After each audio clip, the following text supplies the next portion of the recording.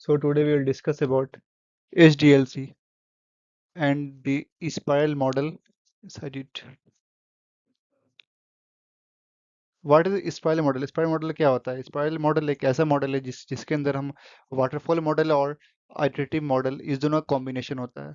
और ये और इसको हम किसी भी सॉफ्टवेयर बनाने में, सॉफ्टवेयर डेवलप करने में एक मॉडल की बेस पे से यूज करते हैं। What is spiral model? क्या होता है ये एक ऐसा मॉडल है, spiral model software development methodology that combines elements of both waterfall and iterative development model.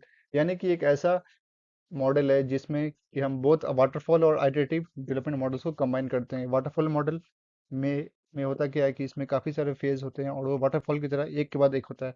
और आइटरेटिव मॉडल भी सेम होता है, बट इसमें हर फेज में हम कुछ ना कुछ बदलाव कर सकते हैं। तो इस दोनों को मिला के बनता है स्पाइरल मॉडल। और इसको इंट्रोड्यूस किया था बैरी बोहेम ने 1986 में। इसको पहचानते हैं क्योंकि साइक्लिक और आइटरेटिव फॉर्म से, ये जो इसका फॉर्म होता है वो साइक्लिक फॉर्म में होता है। और आइटरेटिव जो कि हर एक के बाद एक फेज होता है और हर फेज में कुछ ना कुछ बदलाव कर सकते हैं।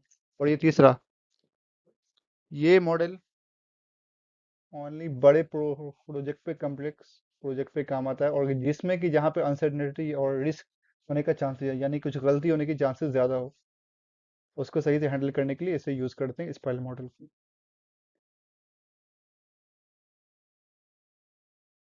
सो we come on the features of the spiral model. यहाँ पे फीचर्स, आइटरेटिव सब जो इसका कुछ फीचर्स हैं। सबसे पहला आइटरेटिव डेवलपमेंट, यानी कि स्पाइरल मॉडल जो है बेस करता है आइटरेशन और साइकिल्स पे। यानी कि हर साइकिल पर डिपेंड एक फेज होता है कि ये इस तरह बनेगा। और यहाँ पे आइटरेटिव यानी कि हर एक के बाद एक फेज आता है और हर फेज में कुछ ना कुछ बदलाव या कुछ रिफाइन या इन्हांसमेंट कर सकते हैं। सेकंड है रिस्क मैनेजमेंट। ये रिस्क मैनेजमेंट ये हो कि किसी भी काम को, जब कोई काम कर रहे हैं तो उसमें कोई ना कोई गलती या कोई रिस्क आएगा कि यहाँ पे गलती हो सकती है। उस रिस्क को तलाशना और उसको ठीक करने का काम होता है इस मैनेजमेंट, इस फीचर्स के अंदर। और तीसरा फ्लेक्सिबिलिटी, यानी कि हर फेज में कुछ ना कुछ बदलाव कर सकते हैं कस्टमर के नीड्स के थ्रू। और फेज ये चौथा फेज है, यहाँ पे इसे दिया planning, risk analysis, engineering and evolution, not change it. अब आते हैं एचडीएलसी, फेज ऑफ एचडीएलसी। ये किसी भी सॉफ्टवेयर बनाने में इसका 4-5 फेज होता है। सबसे पहले रिक्वायरमेंट एलिसिटेशन। रिक्वायरमेंट एलिसिटेशन में क्या होता है कि कस्टमर से हम पूछते हैं कि क्या क्या रिक्वायरमेंट चाहिए हमें उनके सॉफ्टवेयर बनाने में, उसके और उसी रिक्वायरमेंट के अकॉर्डिंग हम उसको डिज़ाइन करते हैं। और डिज़ाइन करने के बाद उसको कोड करते हैं कि किस तरह वो काम करेगा किसी लिख करने पे या कोई पढ़ने पे। उसके बाद जब जब ये तीनों काम हो जाते हैं उसके बाद करते हैं टेस्टिंग कि वो सही बना है कि नहीं। उसके बाद पांचवें ऑपरेशन मेंटेनेंस, यानी कि उसको रिलीज करते हैं, कस्टमर के पास उसको दे देते हैं और वो फिर कैसा चल रहा है। अगर कुछ दिक्कत है तो उसमें इस फेज में लाकर बदलाव कर सकते हैं या कुछ बदल सकते हैं। नेक्स्ट, इस चीज़ का स्टेजेस का वही 4 स्टेज है। पहला प्लानिंग।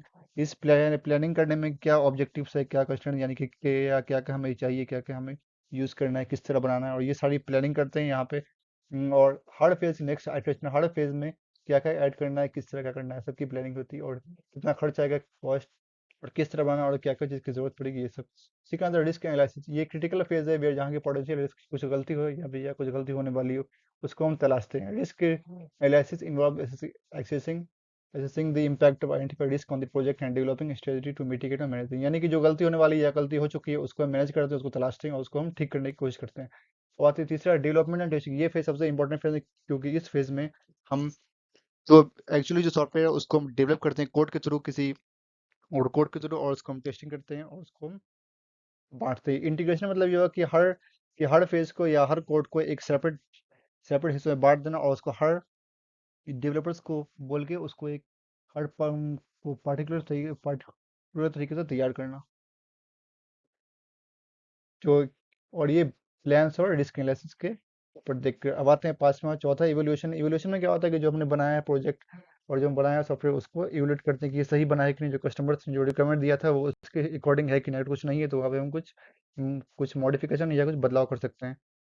और ये इसका फेज है, ये इसका डायग्राम है। इस डायग्राम मतलब ये वो कि ये स्टार्ट करेंगे यहाँ से, इस फेज से स्टार्ट करना, यहाँ से सेकंड जाना, यहाँ पर रिस्क एनालिसिस। और ये इस फेज में सब कुछ इसका डिजाइनिंग और टेस्टिंग, यहाँ बहुत से टेस्टिंग नाम है, unit test, integration testing, acceptance testing and implementation, ये सब आगे पढ़ना है।